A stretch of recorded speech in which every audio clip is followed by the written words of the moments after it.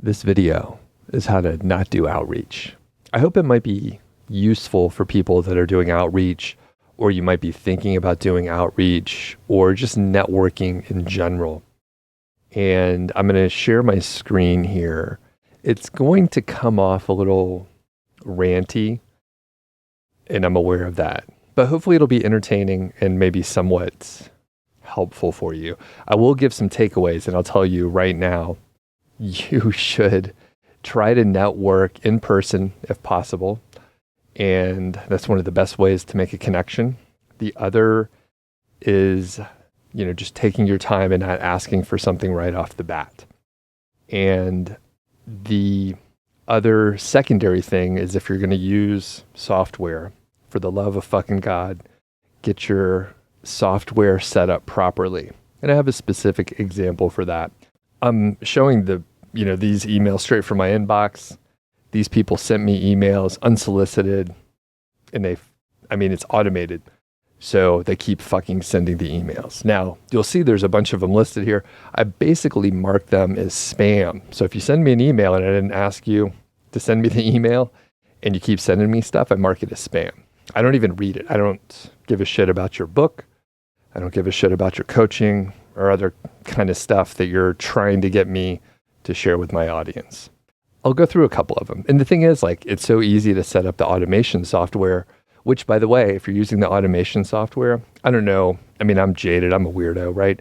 So I could tell that people are just sending out a shitload of emails, and you could go through and it's pretty apparent to me. So they will often try to make it sound like, oh yeah, they're a common listener to the show. They're trying to promote whatever marketing thing they're doing.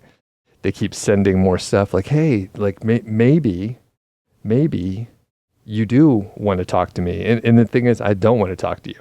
I definitely don't want to talk to you. So this is an interesting one here. So this person, they circled back. They haven't heard from me, blah, blah, blah. This is sad because I actually had emailed this person back already. So they sent me, I'm on two different lists. So they sent me one email and I was like, hey, maybe we could work together. It looks like maybe it's an okay fit. I was like, hey, here's some information, blah, blah, blah. They actually replied back. They're like, hey, can I get some more info? They're so fucking disorganized that they sent another email in some automation. Again, it's automation. I know this individual is not sending these emails.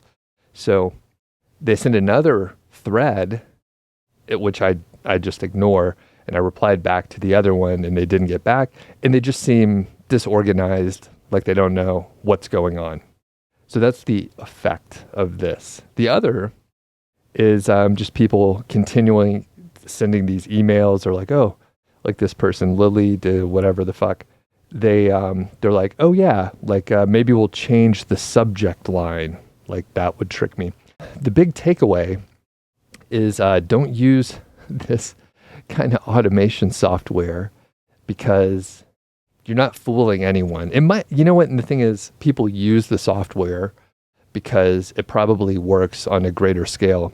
And I was actually having breakfast at the last conference that I went to with a very big podcaster, and he gets probably 10 times as many emails as me.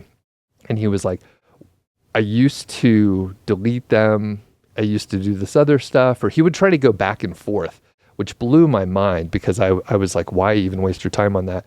He said he actually replies back and says I'm looking for authors that are in this genre. And he actually likes to talk to authors. And that's a whole podcast area and people like to do that.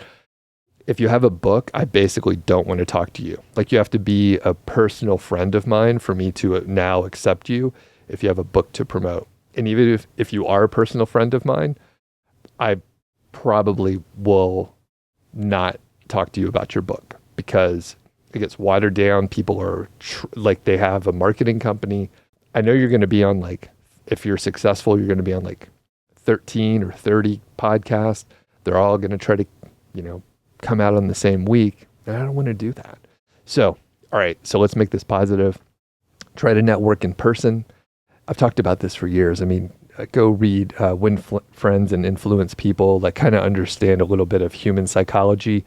If you have any tips for me, let me know. If you're doing outreach like this and you're thinking, hey, Doug, actually, this works really well. These are fantastic emails. And the more you send emails to people, the more it works. And that might be the case. But luckily, I'm out of that area. So it doesn't work on me anymore. Not with me. Okay. Let me know what you think in the comments below.